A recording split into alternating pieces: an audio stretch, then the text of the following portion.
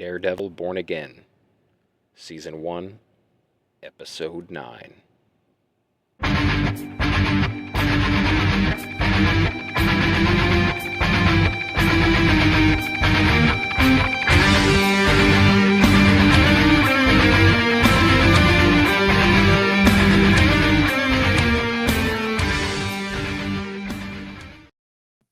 Ladies and gentlemen, welcome to Marvel Plus, the podcast devoted to all things MCU.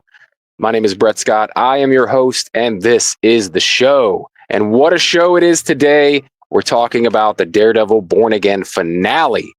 And returning guest today, possible Skrull, Ryan Sainio. What's up, Ryan? Hi. I'm all good over here. Other than the fact that we are, I want to say 5 or 6 days into a new cat. My wife's birthday is next month, and she was like, she saw a cat at the Humane Society. So our Saturday was swim lessons and then drive an hour south to where the Mayo Clinic is in Rochester, pick up a cat and bring it back home. And we're surviving over here. But other than that, yeah, I'm just excited to talk about Daredevil because I watched this immediately thinking I might get the call. And you got the call. You got the call today. I actually thought about getting a hold of you yesterday, but I'm like, nah, no way he watched it like when it came out. I don't know why I assumed that. I just assumed that you probably hadn't watched it yet. And I wanted some time to rewatch it. So I'm like, yeah, we'll see what he's up to tomorrow. And so luckily, it worked out really well. I'm so glad that you watched it when you did because I wanted to get this episode out a little earlier. The last couple I've been getting out kind of late. And I knew with the finale, I wanted to get out as soon as possible so that we can have some discussions in the group about it. And all right, so yes, we are finally here. The finale episode of this series that I feel like some people are divided on, man. Surprising. For me, it's surprising because I found it very, very satisfying. I mean, does it feel as good as the original series? I don't know if I'm prepared to say that. But I could say that it feels like the same characters. It feels like the same people and the same environment. And I'm just happy it's back and we get to go back to this world with these characters that I love so much. So that's how I feel on it. But how do you feel about just kind of this series as compared to the old series? And how did you enjoy this season overall? I don't want to go too much into like full season reviews because I'd like to do a roundtable on this. But, just how are you feeling after finishing the entire thing?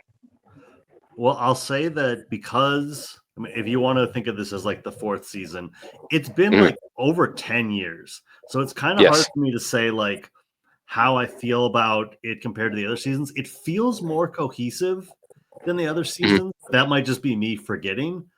I will say the only thing about it was that the last two episodes, like the penultimate episode, felt like it was building tension towards something that it was a release in a way that I wasn't expecting. I wasn't expecting him to jump in front of Kingpin. Yeah. But there was just kind of this tension that kept building. And I was like, what's going to happen? What's going to happen? And then I'll even say the finale wasn't bad.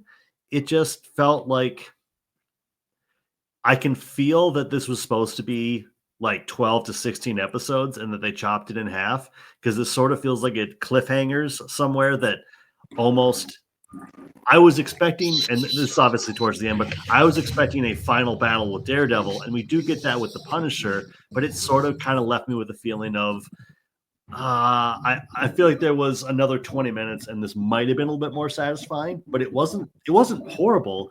I was invested in it. It just, I think that, like, as you said right before we started recording, I think there was a place they could have ended it that would have felt more satisfying, and it actually would have cut off like 30 seconds. Yeah, not much at all, right? Yeah. 20 minutes, add 20 minutes or chop off 30 seconds. I don't know. Yeah. The thing that I was worried about coming into this episode is if they did try to wrap it all up. Like I was expecting this to bleed over into season 2 for sure. I think that it could have came to a different conclusion if they hadn't spliced the original recordings that they had with the kind of revamp that they did. Yeah. If they hadn't done that, I feel like they could have done it in 9 episodes and it maybe would have been okay to like end that arc there. But with having 6 of the 9 episodes have a lot to do with Muse and whatever original storyline they had for this, I feel like they then didn't have room to do the whole thing in 9 episodes because they were trying to put 2 together. Now, I fully expected this to end on this kind of a cliffhanger, like the city is taken over. Like this is exactly what I expected, to be honest. Like I think we can go back some episodes, and that's kind of what I was predicting. They'll finish up the Muse stuff. Things will ramp up with him and Kingpin, the task force. Frank would probably return and deal with the task force. But yeah, it's kind of what I expected. I guess I expected this big cliffhanger at the end, so that didn't bother me at all. As you said, as Ryan Frasseri said, as Kurt's wife Jeanette said, that little speech at the end where it's like building up, like, and it's Matt talking. It's just like a voiceover of him talking to this room of who, like, you know, it's such a random bunch of people. I guess it's like saying this whole city needs to stand up and do something. You know, like the regular people, masked heroes aren't going to be able to do this on their own. Like it's going to take an uprising, a revolution of sorts. Like that's what I'm getting. But it comes off as a little bit cheesy when he's standing there in the bar and he's talking to Josie and, you know, like random bar goers and Karen. And it does feel a little like, I think you should have ended it on the ominous and not on the hopeful. So they ended it on that hopeful beat. They should have ended it like Infinity War. Like the bad guy has won. What are you going to do now? The end. Right. And there was a perfect scene where Wilson stares at the camera. He gives his speech to the city saying, we're now in martial law. We'll get through this. And then you can have your liberty back. And then he says, I love New York. They should have ended it right there for like the perfect cliffhanger build up. Everyone's wanting season 2. I didn't really need the hopeful stretch of Matt talking to random people in a bar about how the city needs to come together and rise up. Didn't need that. Right. But that being said, I really enjoyed everything in the episode before that. Like everything, like the Punisher, the violence, the action sequences. Like I loved it all. And I have to wonder if kind of what you described, where you sort of end on a little bit of the hopeful, that might be just the like most recent experience is what might have dragged it down. Because when you say that, I think back and I'm like, oh yeah, fight in his apartment, cool. Punisher, like taking on a bunch of people, even if he ends up like falling at that point, but like what he was doing, cool. So there are a lot of cool moments. And I think maybe just like, oh, you're kind of taking a little bit of air out of the tires did get me. But then also as you were talking, and I remembered the reshoots, and I didn't listen to the last episode, so you guys might have talked about this, but I have to wonder if Bullseye wasn't the one who was going to be the inciting incident for this martial law. If maybe the original plan was Muse builds and builds and builds and makes some kind of an attack and then gets killed and he's not a problem for the remainder of the show. But then when they were kind of thinking it over, maybe that wasn't the way they wanted to go. So they then brought the Foggy stuff, the Bullseye stuff back in, because I assumed that didn't matter anymore. And then when he showed up and I was like, oh, they're actually going to make this matter. And then the twist of Foggy knew that something, or he had uncovered something. I was like, oh, they're really bringing this all together in a way that I didn't think they were going to. I thought it was just going to be, the reason he's not in Daredevil form is because of what happened in the opening, and they kind of were able to reshape the season around that. And maybe that's also leaving a little bit of unset, because Muse going out, I was like, oh, okay. What? Like we're done. We're done already. And just as I'm thinking back through it, I'm like, you know, I said it was maybe a 6 or 7. It might be closer to an 8. Like it's not horrible. And obviously like a 6 and 7 is not horrible either, but my rating might have got pushed down a little bit just because it didn't have that even if I'm not looking for an Infinity War ending, but just that feeling of hopelessness, because either I wanted to see Daredevil fight it out in the quarry or whatever is going on there, the Red Hook, or I wanted it to just be like, and stomped down. The last time you saw Daredevil before the season ends is when they're like scouting it out and going, I can't go down there. And then everything else is just the Kingpin being like, and I win. And that might have been more satisfying. Yeah. Yeah, I think so. I mean, I like the dark stuff, man. That's my favorite thing about this series is like the dark, gritty criminal underground of it. Like I like that the bad guys get one over on the good guys a lot. Matt gets his ass beat regularly. The Punisher gets the hell beat out of him in everything that he's in. I mean, to the brink of death. Every season of Punisher, he gets beat to the brink of death. Yes. So, I mean, maybe that's just me, but that's what I'm here for when I come to watch Daredevil. Yeah. That's what I expect. That's what fulfills what I'm looking for. Yeah, I step into Daredevil and I fully expect there's going to be a stunt work where a guy hits his head on a table and then as he's coming up, he spits blood out. Like, that's what you're going to come to that. You're not going to run into that in She-Hulk.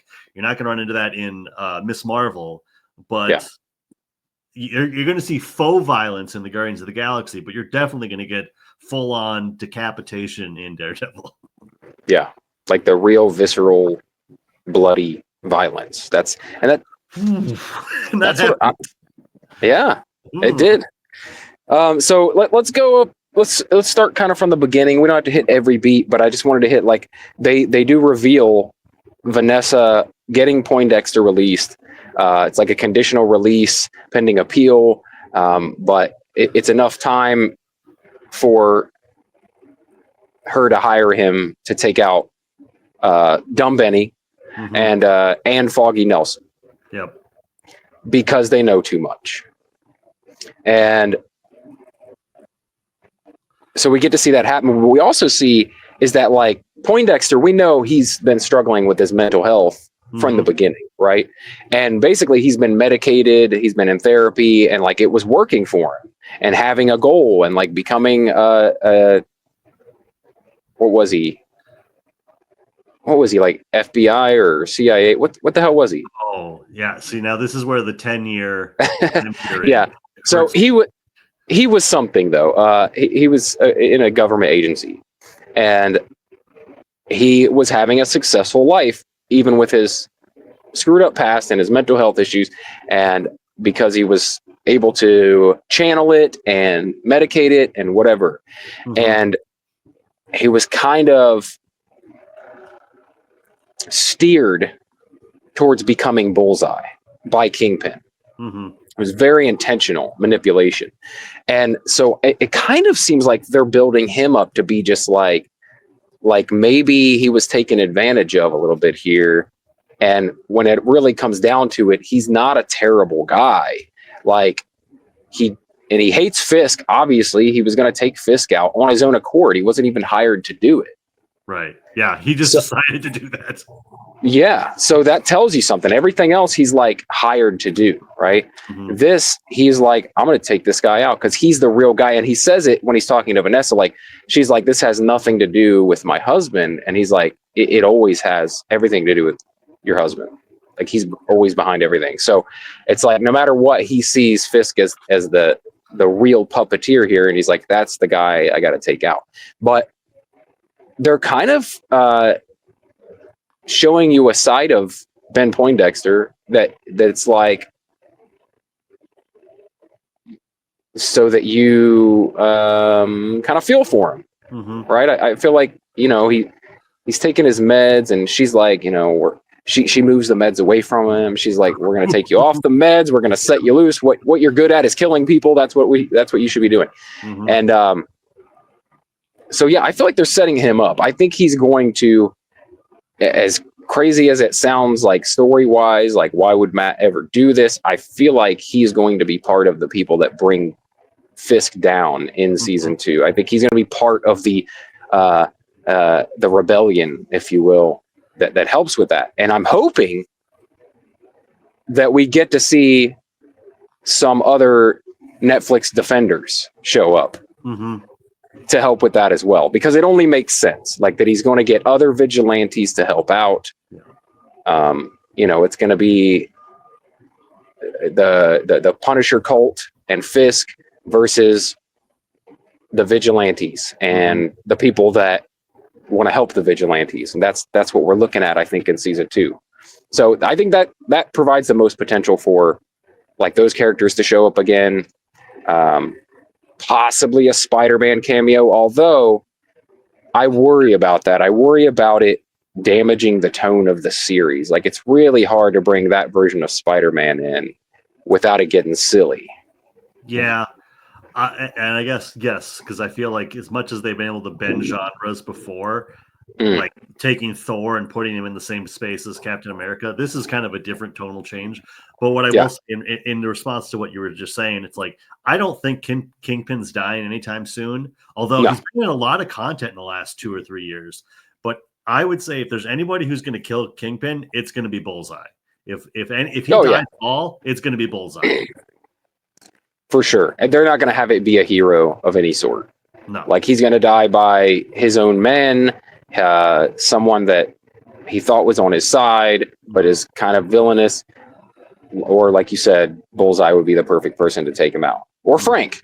Frank could take him out, and we'd all be fine. I love that in the episode he says, "I'll put a bullet in his fat head." Yeah.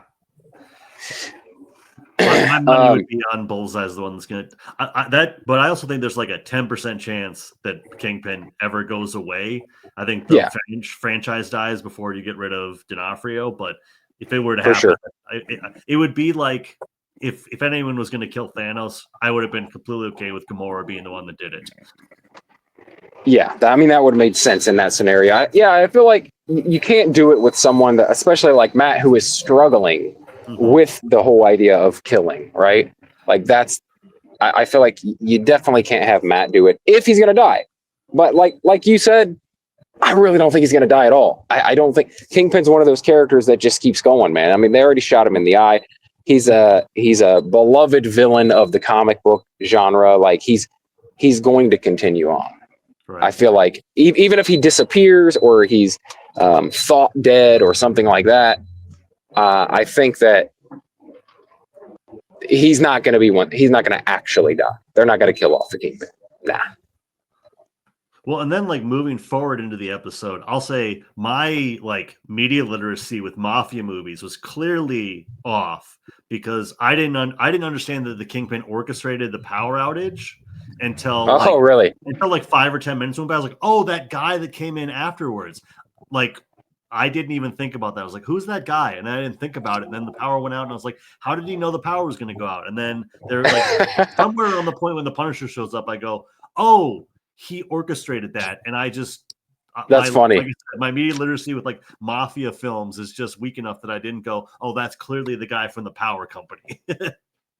That's hilarious because it's like, I mean, what a happy accident for Fisk that would have been. Like, oh, perfect timing. This is awesome. But yeah.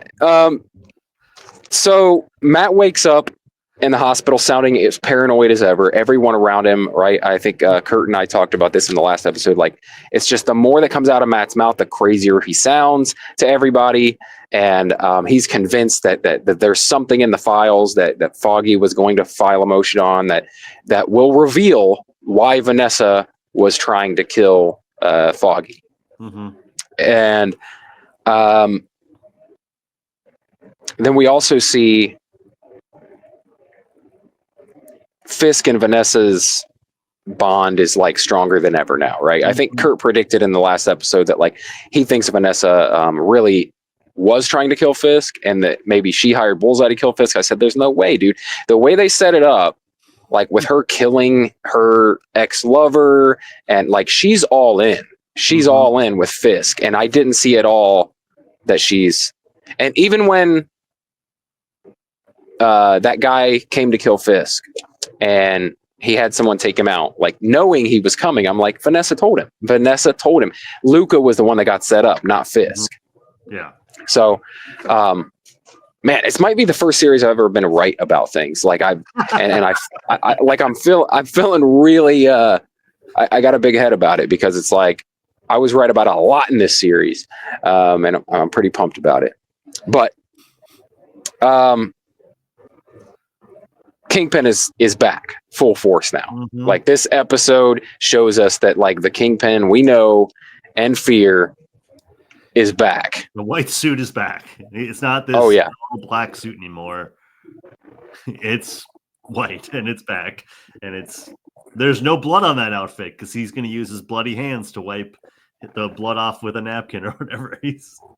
No, well, not yet anyway. Not yet. Later in the episode, he gets a little down and dirty, which I love.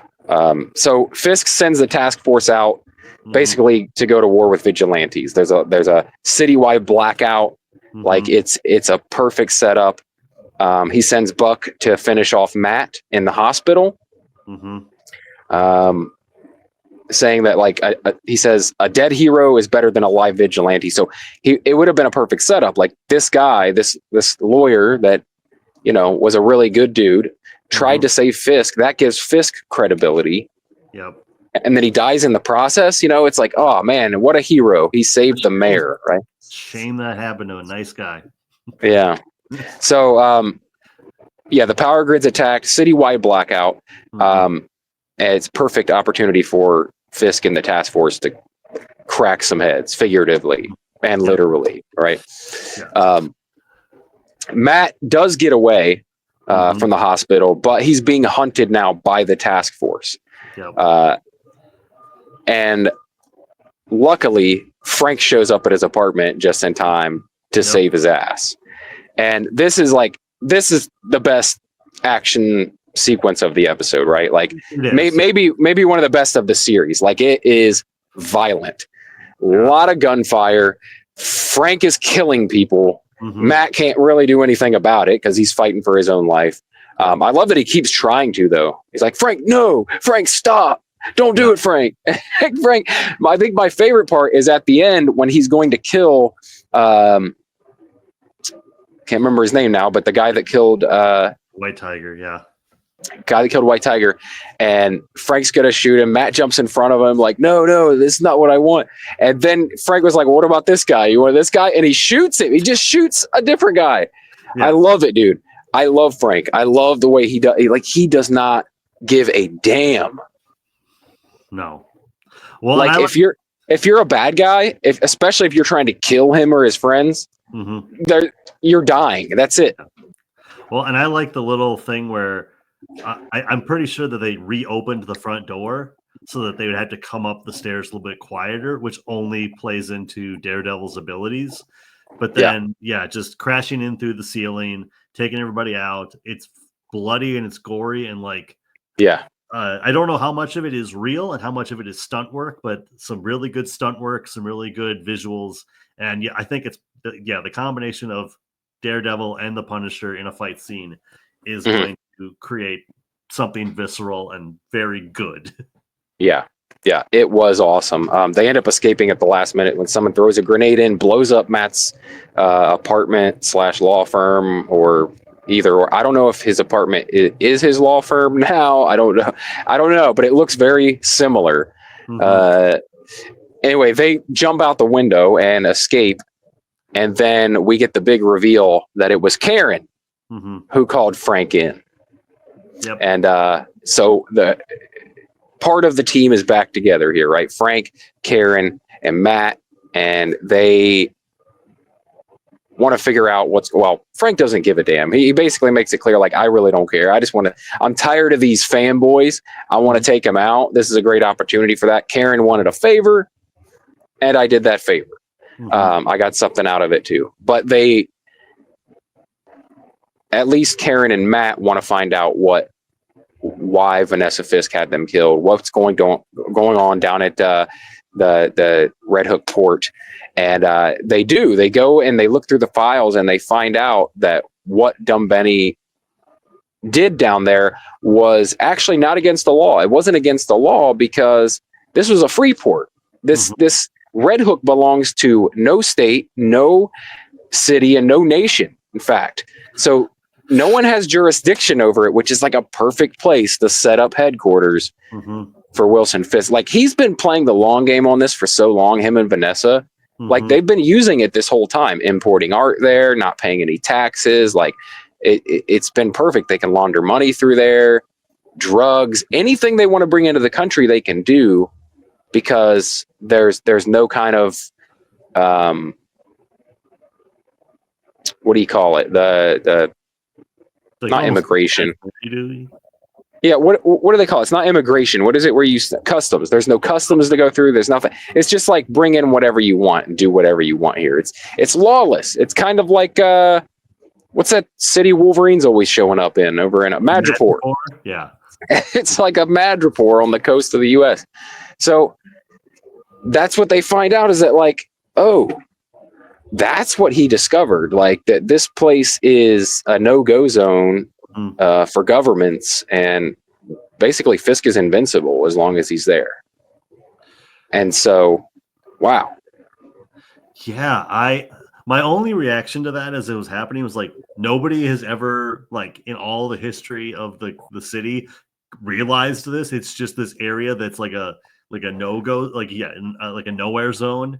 Like, my mind goes to Krakoa, where Moira was hiding, where it's like just this place that nobody other than Doug Ramsey knows that it's there. I think it feels very comic book storyline. Like, this feels like something, you know what I mean? Like, oh, this is a place where the government can't touch us, and basically he can take control of everything from this place because they can't come get him. Like, there's nothing they can do about it.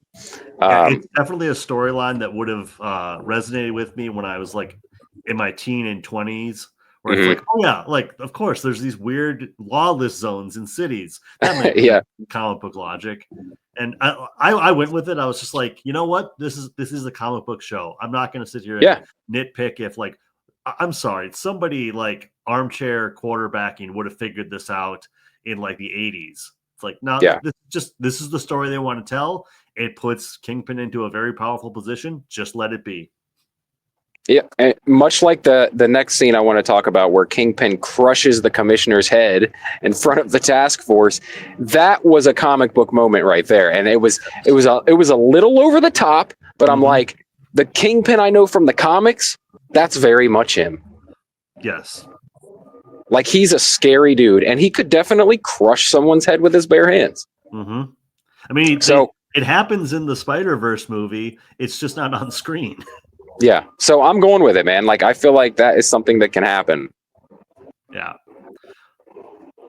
I kind of forgot that was part of his, like, thing. It happens. It's been going on for 10 years. We shouldn't be surprised. But I was like, oh, this is happening right now. He loves to crush heads in corridors with his bare hands, with his fists, whatever it is. So, but no, I found that it was so crazy and over the top. It was almost like an episode of The Boys. Like, I was just like, yes, I know I'm not supposed to be cheering for this, but this is what I come here for, you know? Yeah, I wasn't surprised that Fisk's aide like sold him out, but at the same time, I thought, oh, maybe this is going to be like the way that they get around it. Because of all the people in his staff, she seems like the one that's most like, this isn't cool. But what are you supposed to do? And I wasn't surprised, but I was almost like, oh, so this is just not going to get any foot traction. They're not going to have any chance of like stopping him. Once she's like, here's the recording. I was like, this isn't good. Yeah, I felt like she was in a position where she was scared, like, and felt like, I got to pick a side and I don't want to pick the wrong one. Like, I feel like that generally she's probably a pretty good person. She's been going against all of his like kind of lawless ideas this whole time. It was just that when it came to the point where she knew that he had power over the council and sway over different government officials, and like that he was really taking over and instating like martial law, it was like, what am I gonna like, he's gonna kill me, what am I gonna do? He kills his enemies. Like, so she didn't have much of a choice. Yeah, I assumed Gandolfini was gonna be the one that was gonna out him, like that he was gonna be just around the corner, but what would you do? I don't know what you would do. And I think, once you see what he's capable of, you're like, I can't cross this guy. I got to play the long game as well and just make it happen. Yeah, I love Gandolfini's character, man. I love that. He's such a weasel. Mm-hmm. So Frank, he didn't want anything to do with like playing Inspector Gadget, as he calls it. He just wants to drink coffee. And then, because he complains about coffee on several occasions and even makes some in the episode. But he kind of had his own plans. He wanted to finish things with this task force. So he goes in on a solo mission like he does, basically to get his ass beat, because that's what Frank does. He goes into impossible situations. He gets captured. They strap him to a chair and they beat him half to death. Yeah. This is normal for Frank. Like, I don't care. You guys do not have the right role model. Dude, I will tell you what, though. My favorite scene in the entire episode is Frank strapped to the chair, and you got the camera view from behind Frank's head looking at a room full of Punisher skulls. Yeah. Like all the guys standing around have the Punisher emblem, and I was like, dude, that is a cool scene. I tried to screenshot it. I was watching it on my phone earlier, and Disney doesn't like you screenshotting stuff when you're watching it, so it didn't work. But such a like iconic, like I felt like that was an awesome visual of just him, like what the fuck, you know? It's just like and it's discount skulls. They don't look at all good. Yeah. You're just like, I mean, like I said before, like you guys want a role model, go find Captain America. It gave me vibes of, I don't remember precisely, but I know it was during Civil War. There's a point when like Frank has captured Spider-Man. He's brought him back to Captain America's like team or whatever. And there's a talk about how he wanted to be Captain America of Vietnam, but he's like, I'm not Captain America. Like that scene is still etched in my mind 10 or 20 years later, where it's like, I'm not Captain America. He's not that guy, man. Like they're built completely different. Frank is a machine of revenge and just punishment, right? I mean, he's one of my favorite characters, dude. Like I love these street level characters, including, Spider-Man, but Daredevil, Punisher, even like Power Man and Iron Fist. And like, I love the street level people that are fighting people in the street. I love Batman, those are my favorite characters, and all the street level stories are my favorite always. I think it's maybe because it's like you can kind of put yourself in the story a little more, like as a kid, you're watching some guys like Daredevil, like Batman, what have you. And you can visualize yourself as that a little more than you can when it comes to like Superman or Cosmic Adventures or what have you. It's like these street level stories, they make sense and they're in familiar places, right? Especially Marvel, that uses real cities for their background of their stories. But yeah, I think Frank, Iron Man feels untouchable. Spider-Man even feels untouchable. Daredevil seems tangible. It does. A blind lawyer who fights crime. But no, he does though. It does. He seems more like a real person. I love how fleshed out the character is, and in these series specifically, like I think they've done such a good job. Kurt and I were talking last week about how, even though it seems like every aspect of Matt and Daredevil after 3 seasons of the show and a lot of details, his character is still developing in this 4th season, in this new season of Born Again. It's like, and how is that even possible? How is there still room for more character development when you already know so much about him? You think that you've got a grasp on who this character is. I love that, and that's what makes it seem like much more of a real character that you can relate to.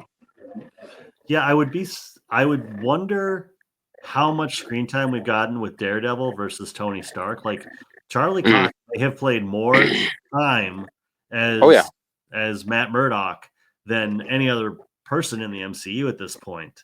For sure, yeah.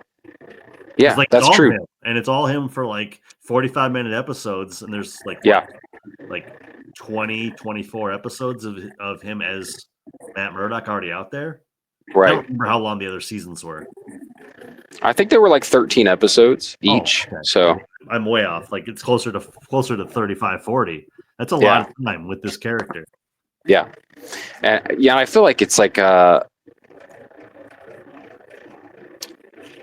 don't know. It was one of the more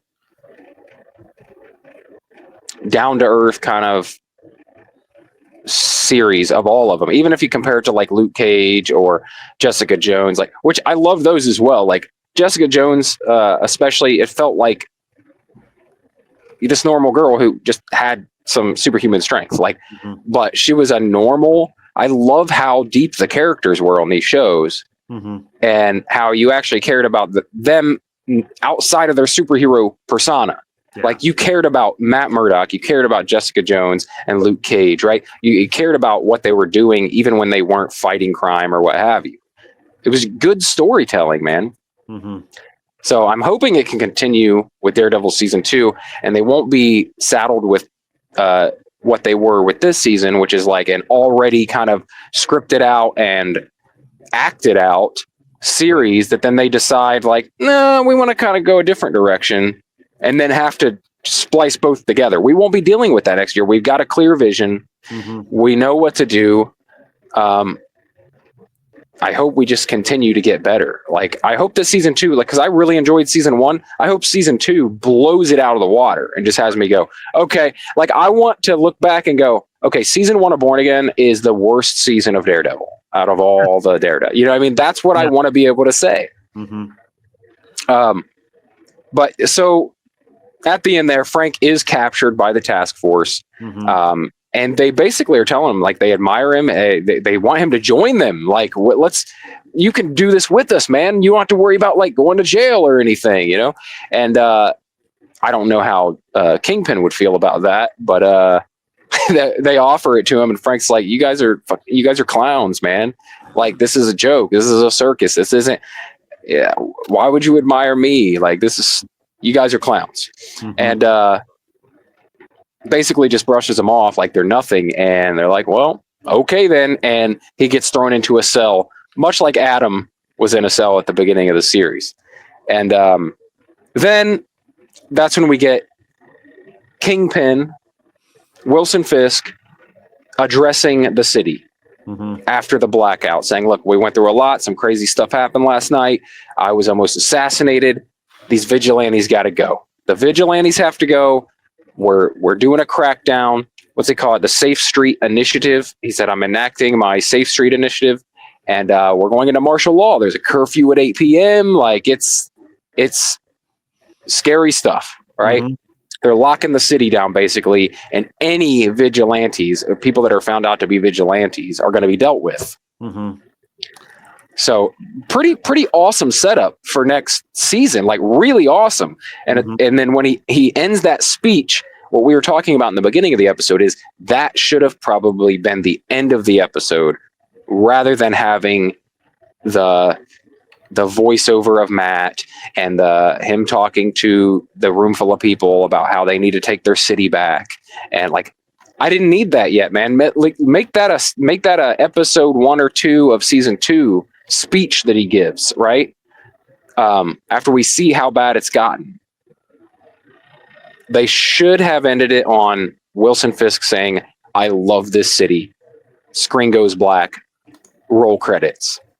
However, and I feel like we've already discussed that in detail, but what we haven't discussed is that there was a post-credit scene where Frank manipulates the guy that's guarding him very easily, mind you. I mean, they set these like Punisher cult members up like this. There's some dummies.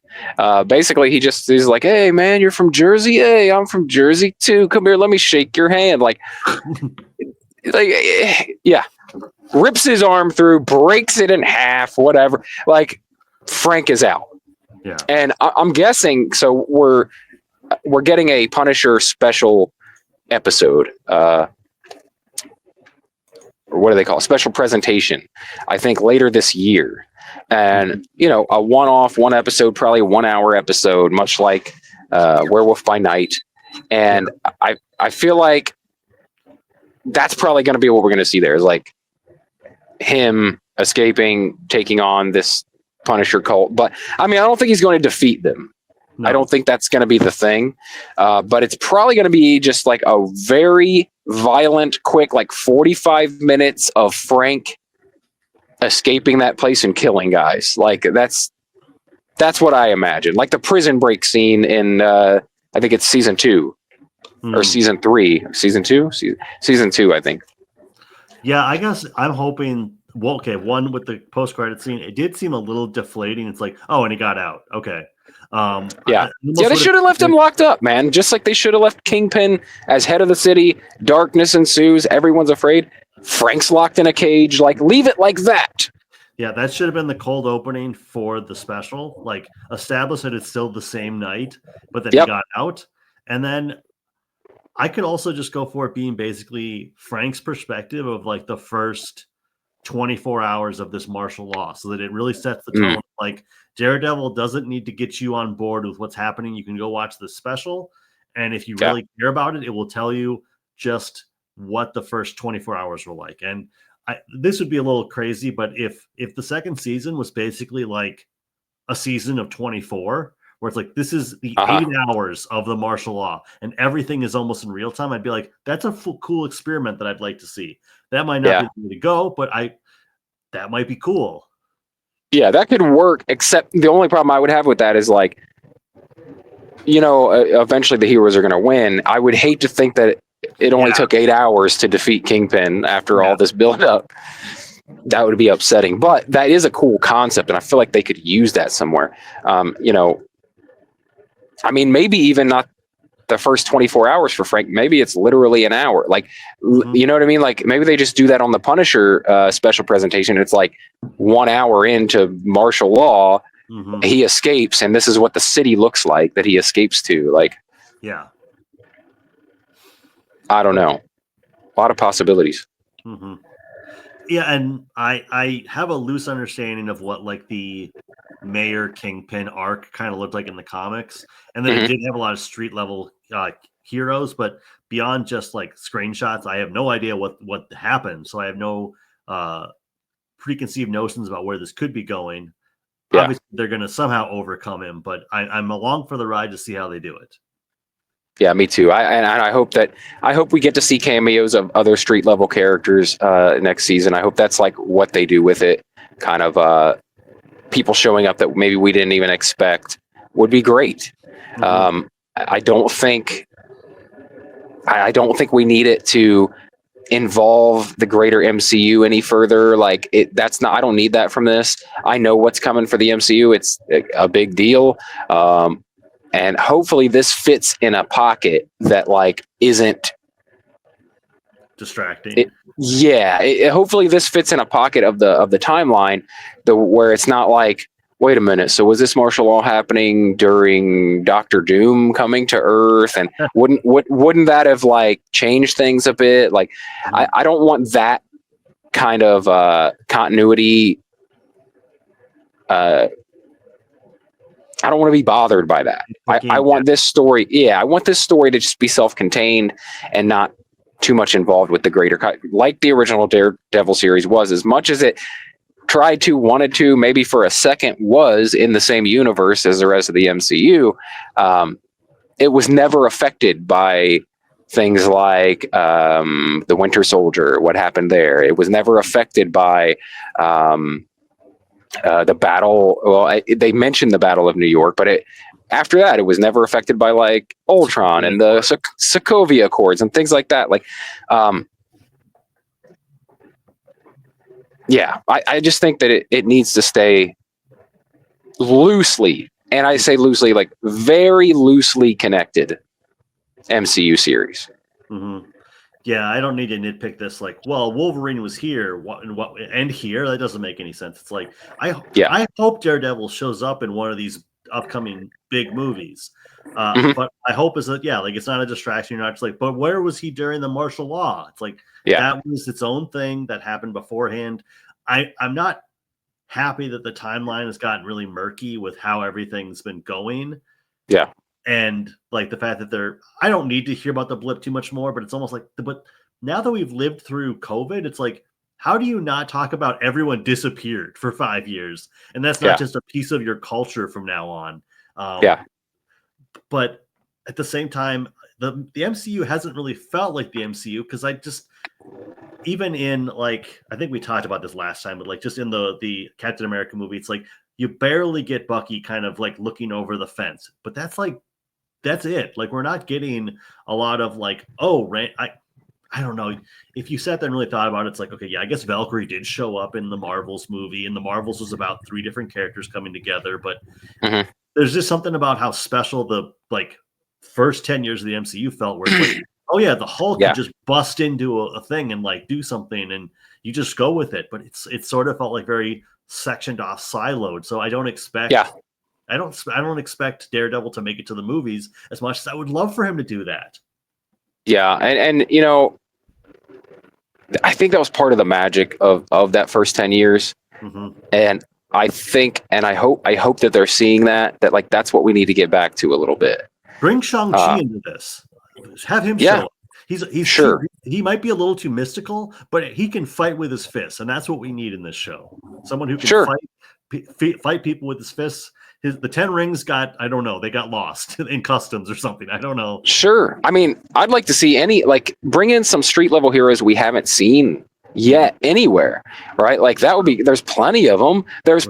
Like, even if they're very little known, like White Tiger, like, small characters like that, bring them in and make them part of the show. That would be awesome. Mm-hmm. But yeah, overall, I'm pretty damn happy with this Born Again series, and I think season 2 has potential to be better. Mm-hmm. Just concerning, we know the path we're on now, and that they don't have to worry about fixing it the way they did with season 1. I would definitely not say, oh, they didn't stick the landing. I think they stuck the landing pretty well, all things considered. And even this discussion kind of brought up my feelings about it. I do think that I just sort of came at it with like, the ending kind of bothered me, but it doesn't really bother me as much, because I know that there's going to be another season. Mm-hmm. Yeah, agreed. It was like, they still did the cool thing, which was the Kingpin saying what he said to the camera. It's like, yeah, the Matt stuff at the end was a little cheesy, and having Frank break out, maybe this wasn't the best time for that in a post-credit scene, but they still did the Wilson Fisk scene. Like, it's not like they didn't do that and they opted for the Matt voiceover instead. We still got some really cool dialogue. Mm-hmm. Yeah. So anyway, dude, hopefully you can come back and we can do a roundtable. I'm really hoping to make that happen. We haven't done it in a couple years here on the podcast, but it's one of my favorite things to do. It's always been a harder thing to orchestrate than just meeting up with one person. So I hope we can make that happen. And if we do, I'm sure that you will be one of the people that are there for the roundtable discussion. I hope so. Yeah, as long as we're not getting into the after-school activities that my kids are now invested in, I should be able to make it. And yeah, I understand completely that it's hard to get 3 or 4 people to just fix a time to be like, we will meet at 9:00 Eastern this time. Yeah, and it's even tougher when you've got people from overseas and they're 5 hours ahead, and people out west that are 3 hours behind. So I mean, it gets crazy. So. But we're going to make it happen, man. Even if it's just all East Coasters, East and Central, like, that's it. Like, okay, from Chicago East, let's do a roundtable. This is the East of Chicago roundtable. Anyway, Ryan, thanks again, man, for coming on, being on another episode for Daredevil Born Again, and for talking about this finale with me, man. It was a lot of fun. Yeah, loved it. Thank you for having me. All right, my friends, that is going to do it for the final discussion. Maybe not the final, but the discussion of the final episode of Daredevil Born Again with my good friend Ryan Sainio. I hope you guys enjoyed it. I think it was a great discussion. I think it was a great episode. Yeah, not perfect, not perfection, but damn good. Damn good, if I do say so myself. I'm very happy with what I got. You know, I was building anticipation through the last couple years for this Daredevil series, and I guess you don't know what you don't know. Say like could I be happier with it? I don't know, but I'm I'm happy with what I got. I don't even know what I'm trying to say here. Just that I really enjoyed it. It lived up to my expectations, and my expectations were pretty damn high. As Ryan and I discussed, like there were some things with the finale in particular, and maybe with some trying to fold two different storylines together that weren't initially intended to be together. Of course, that's going to create some issues in the storyline, but man, I feel like they're wizards with the way they pulled it off, to be honest. I feel like with what they were trying to do, they could not have done it any better. And the result is a series that I'm completely satisfied with. And as I said in the episode, I feel like season 2 is going to be even better.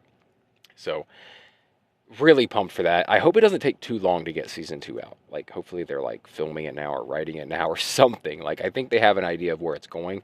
May already be written, but yeah, I haven't heard anything about production on it. But I can't wait. I can't wait for season 2. I'd love to know what you guys think, though. That's one thing. I know I don't get a lot of feedback episode by episode of what you guys think, but I'd like to know for the series as a whole what you think. So go over to the Marvel Plus Facebook group if you would. Join the group because we'd love to have you. And let's start a discussion about this episode. We'll do it right under the thread. We'll create a thread right under the post for this episode of the podcast. And yeah, let's discuss it because I'm sure there's going to be some differing opinions for sure. I know that as we discussed in the episode, there's a very different opinions on this between me and Kurt Schmidt and Ryan Fraseri. And so I know that there's got to be a plethora of thoughts on this series and on this finale in particular. So let's talk about it. Come join the Marvel Plus Facebook group. If you want more episodes of Marvel Plus, if you're not satisfied with what you get, go over to the Marvel Plus Patreon at patreon.com/Marvel Plus, and you'll get bonus episodes, video versions of the episodes, even this one right now, and all kinds of cool stuff like that. So go check that out, and please rate and review the podcast anywhere you can. That really does help the podcast to grow.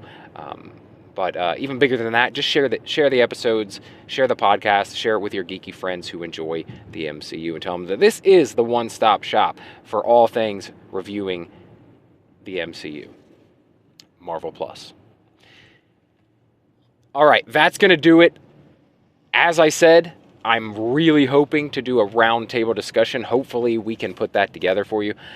It's one of my favorite parts of doing this podcast is getting in a big group and discussing it as a whole, picking favorite episodes.